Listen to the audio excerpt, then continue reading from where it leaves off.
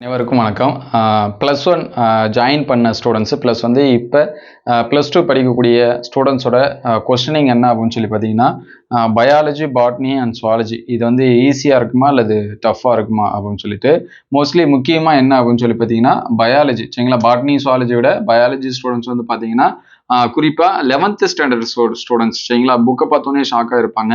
ஏன் அப்படின்னு சொல்லி பார்த்தீங்கன்னா கிட்டத்தட்ட பார்த்தீங்கன்னா பயோ பாட்னியில் 15 லெசன், அதுக்கடுத்து பயோ சுவாலஜியில் 12 லெசன்ஸ் வந்து இருக்கும். கிட்டத்தட்ட பார்த்தீங்கன்னா மொத்தமாக 27 லெசன். இதை பார்த்தோன்னே கூட ஒரு சில ஸ்டூடெண்ட்ஸ் வந்து என்ன சொல்லியிருப்பாங்கன்னா, நான் வந்து வேற குரூப்பு கூட போயிடுறேன், ஏன்னா இவ்வளோ லெசன்ஸ் இருக்கு, இவ்வளோ லெசன் படிச்சு எப்படி பாஸ் பண்ணுறது அப்படின்னு சொல்லிட்டு ஒரு சில பேர் வந்து டவுட்டாக இருக்கும்.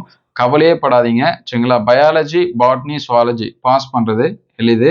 அதை விட எளிது என்ன அப்படின்னு சொல்லி பார்த்தீங்கன்னா சென்டம் மார்க்ஸ் ஸ்கோர் பண்ணுறது சரிங்களா. ஃபுல் மார்க்ஸ் எடுக்கிறது. அதை வந்து மற்ற சப்ஜெக்ட் ஃபிசிக்ஸ் அண்ட் கெமிஸ்ட்ரியோட கம்பேர் பண்ணுறதை விட நமக்கு வந்து பயாலஜி ஈஸி சரிங்களா.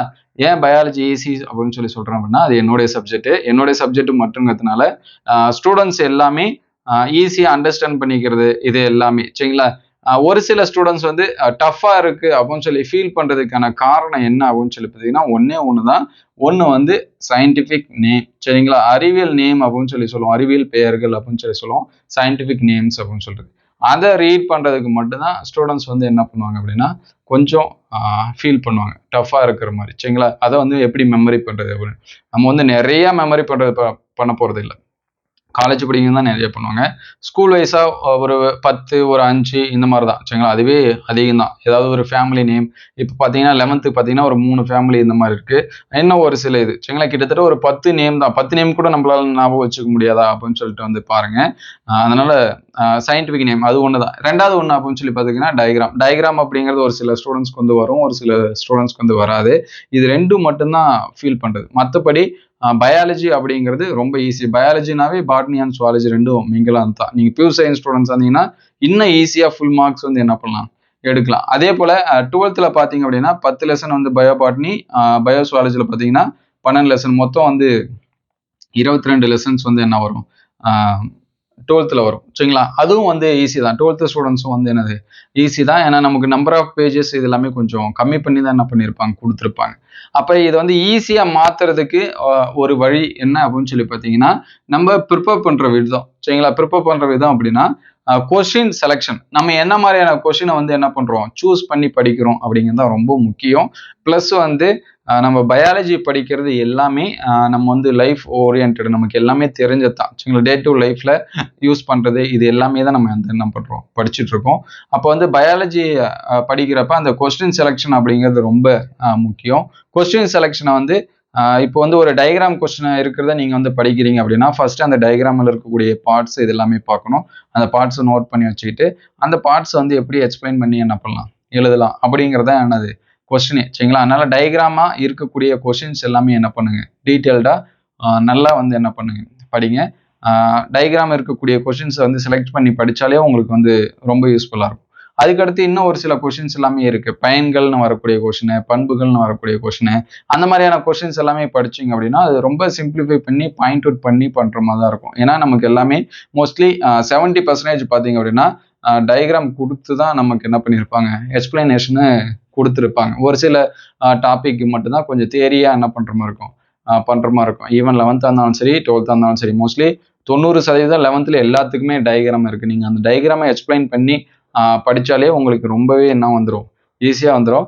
டயக்ராம் வரல அப்படின்னா ஒரு 2 டைம் என்ன பண்ணுங்க வரைஞ்சி பாருங்கள். வரைஞ்சி பார்த்து அதோட எக்ஸ்பிளனேஷன் எழுதுனீங்க அப்படின்னா ஈஸியாக வந்து 5 மார்க்ஸ் நமக்கு எல்லாமே டயக்ராம் ஓரியன்டாக தான் என்ன பண்ணும் வரும் சரிங்களா. அதனால் அந்த சிம்பிளாக இருக்கக்கூடிய அந்த சயின்டிஃபிக் நேம், இந்த சயின்டிஃபிக் நேம் மைண்டில் வச்சு மட்டும், ஏன்னா காலேஜே பார்த்தீங்கன்னா ஒரு சில ஸ்டூடெண்ட் வந்து படிக்கிறதுக்கு வந்து தயங்குறாங்க. 12th முடிச்ச ஸ்டூடெண்ட்ஸுக்கு பாட்னி அண்ட் சுவாலஜி எடு அப்படின்னா, சார் பாட்னியில் வந்து பார்த்தீங்கன்னா நிறைய சயின்டிஃபிக் நேம் இருக்குது, அதாவது அந்த பேர் புரியாத பேராக இருக்குது, பசங்க சொல்கிறது அதான் புரியாத பேராக இருக்குது, அதை எப்படி நான் வந்து படிக்கிறது. எல்லாமே நம்ம வந்து படித்து ரீகால் பண்ணால் அது எல்லாமே புரியறதான் சரிங்களா. ஒரு 2-3 வாட்டி நம்ம வந்து என்ன பண்ணுவோம் சொல்லி பார்க்கணும். அதிகமாக அதை வந்து நம்ம வந்து யூஸ் பண்ணுறது. இப்போ அரிசி இதெல்லாமே நம்ம டெய்லியும் சொல்லிட்டு இருக்கோம், அரிசி நெல் அது ஒரேசா சட்டேவா அப்படின்னு சொல்லி பழக்கமாயிடுச்சுன்னா உங்களுக்கும் அது வந்து என்ன ஆகிடும் இதாகிடும் சரிங்களா. அதனால அந்த சயின்டிஃபிக் நேமு டயக்ராம் இதை வச்சு பயாலஜி வந்து என்னன்னு சொல்லாதீங்க டஃப் அப்படின்னு சொல்லாதீங்க. பயாலஜி படிக்க கொஞ்சம் இன்ட்ரெஸ்டாகவும் இருக்கும், கொஞ்சம் வந்து என்ன ஈஸியாக இருக்கும்.